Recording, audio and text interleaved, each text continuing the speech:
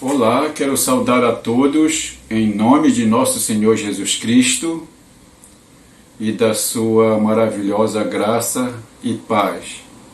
Nesse momento nós iremos meditar uma lição número 8 da nossa revista, e o nosso tema é conversa ou fofoca, baseado na carta de Tiago, capítulo 3, os versos de 9 a 12. E eu gostaria de ler esse trecho da Palavra de Deus. Todos vós sois bem-vindos nesse momento para ouvirem a Palavra de Deus. Agradeço aqui a Igreja Cristã Evangélica da Cremação e todos aqueles irmãos de outras igrejas que nos acompanham nesse momento. Que Deus esteja abençoando a cada uma de vossas pessoas e vossas famílias. Tiago, capítulo 3, versos de 9 a 12.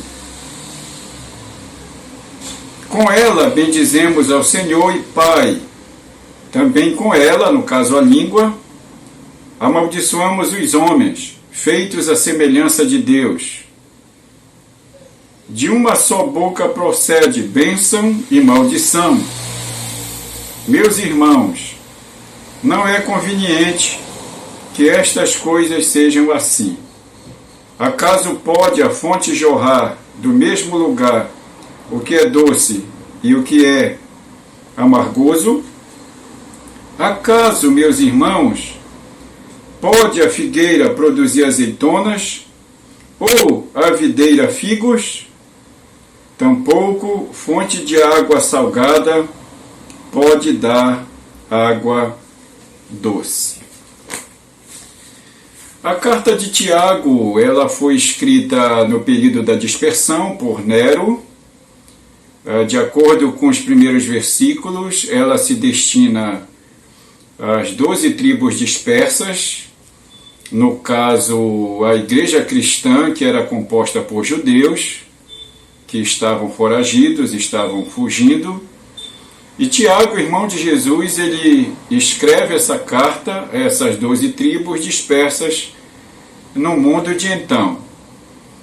E Tiago usa como sua base bíblica praticamente os sermões de Jesus, os ensinos de Jesus, as suas parábolas e alguns episódios do Antigo Testamento, como o caso de Elias.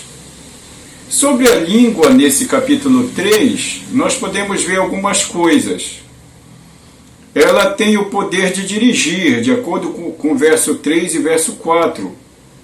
Nós podemos conduzir uma multidão pela maneira como falamos, tanto para o bem quanto para o mal. Isso aí está no registro histórico, né? Desde que houve humanidade, essa ideia de quem usa bem da oratória a seduzir pessoas a segui-lo, a fazer algo em prol do que se prega. A língua tem o poder de destruir, de acordo com os versos 5 a 8. Tiago lança a mão de figuras interessantes para mostrar o perigo da língua. Tiago diz que ela é fogo e ela pode ser veneno mortífero. A língua é perigosa, de acordo com o verso 6.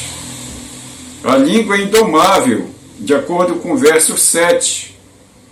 Ora vejam, Tiago diz que Deus tem nos dado poder aos homens de dominarem sobre os animais, mas poucos homens têm o poder de dominarem sobre a sua própria língua. A língua é incoerente. É exatamente aquilo que nós lemos ainda há pouco, dos versos 9 ao 12. Como é que pode uma língua que bendiz ao Senhor, uma língua que glorifica a Deus, e esta mesma língua amaldiçoa o irmão que é a imagem de Deus? Então Tiago mostra que há de certa forma, uma grande incoerência quando essas coisas acontecem. Se não, vejamos a nossa lição, nosso tema: conversa ou fofoca? Lição número 8 da Editora Cristã. O nosso texto, Tiago 3, de 9 a 12. O tema da carta já falamos, é a religião pura e verdadeira, né? Que deve ser a religião que atente, em primeiro lugar, para temer a Deus, em seguida, socorrer os órfãos e as viúvas das suas tribulações e guardar-se incontaminado do mal. O alvo de nossa lição: nós precisamos entender o poder que há no que falamos. Isso é muito sério e também é muito importante. Precisamos entender que o que nós falamos, de certa forma, há um poder nisso. Há alguma coisa para se decidir, para ser observado ou para se refletir. Devemos também atentar para o que falamos e devemos praticar conversas que promovam a edificação dos ouvintes.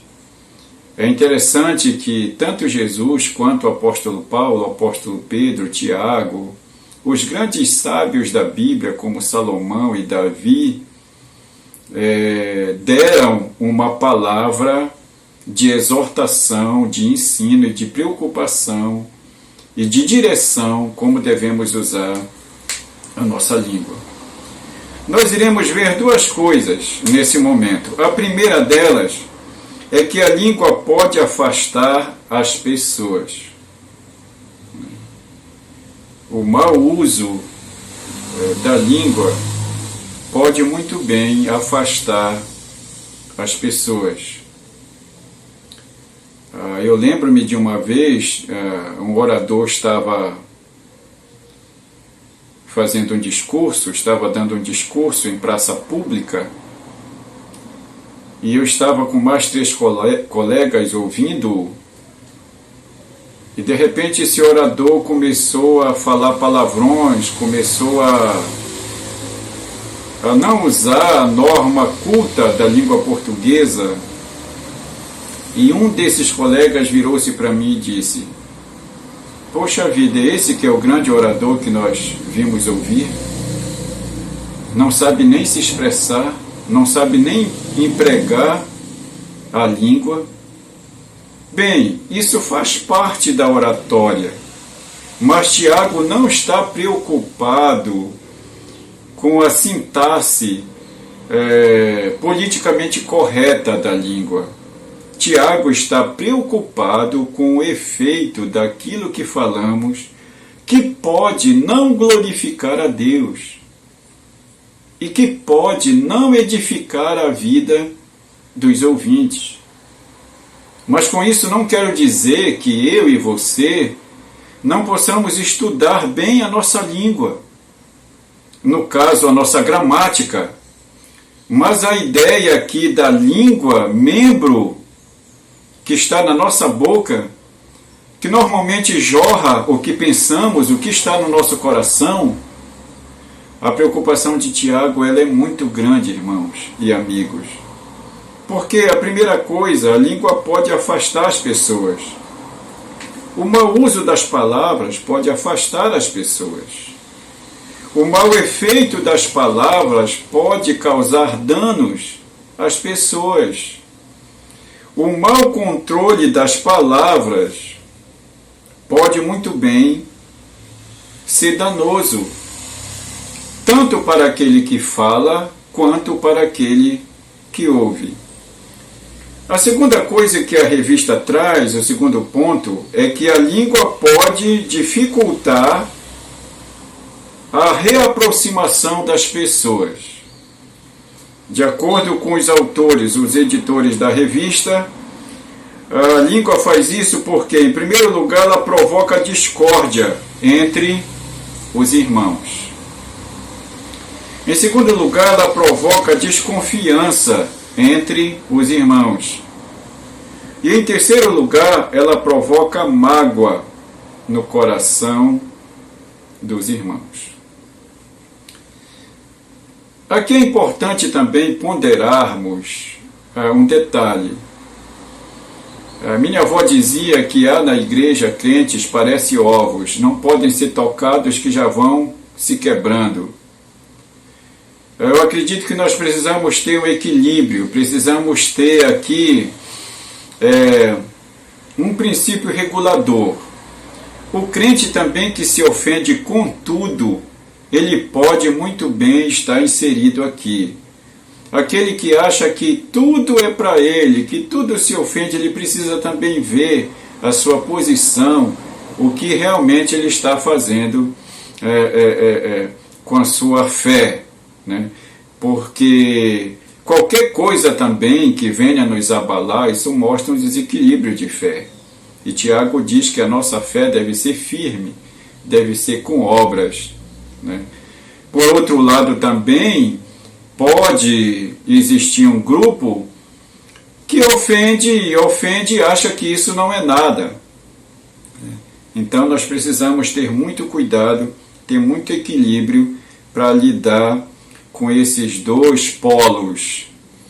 Os que se ofendem com tudo, aqueles que não se ofendem com nada, aqueles que só ofendem e aqueles que acham que não ofendem ninguém e que estão certos e que estão respondendo no mesmo tom, no mesmo nível, porque foram atacados.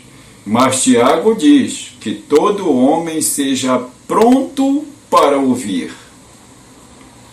tardio para falar e tardio para se irar. Não cabe aqui, meu irmão, nem para mim, nem para você, dizer, eu sou assim mesmo, comigo tem que ser na hora. Não cabe aqui, porque a Bíblia diz que são todos, eu e você, sejamos prontos para ouvir. A língua pode dificultar a reaproximação das pessoas, que é o segundo e último ponto que estamos trabalhando. Provoca discórdia entre irmãos. Isso ao longo da história se vê. Provoca desconfiança entre os irmãos. Provoca mágoa no coração dos irmãos. E eu gostaria aqui de concluir recapitulando. Nosso tema de hoje, conversa ou fofoca, nossa lição número 8. Texto, Tiago 3, 9 a 12. Nosso alvo. Precisamos entender o poder de que há no que falamos. Devemos atentar para o que falamos e devemos praticar conversas que promovam a edificação dos ouvintes. Primeira coisa que tratamos, a língua pode afastar as pessoas. O mau uso das palavras, o mau efeito das palavras, o mau controle das palavras. Segunda coisa, a língua pode dificultar a aproximação das pessoas, porque ela provoca discórdia entre irmãos, provoca desconfiança entre os irmãos, provoca mágoa no coração dos irmãos. Podemos concluir dizendo o seguinte, irmãos, a gente pode afirmar aqui uma grande verdade, que a língua é fogo. E ela não é fácil de ser controlada.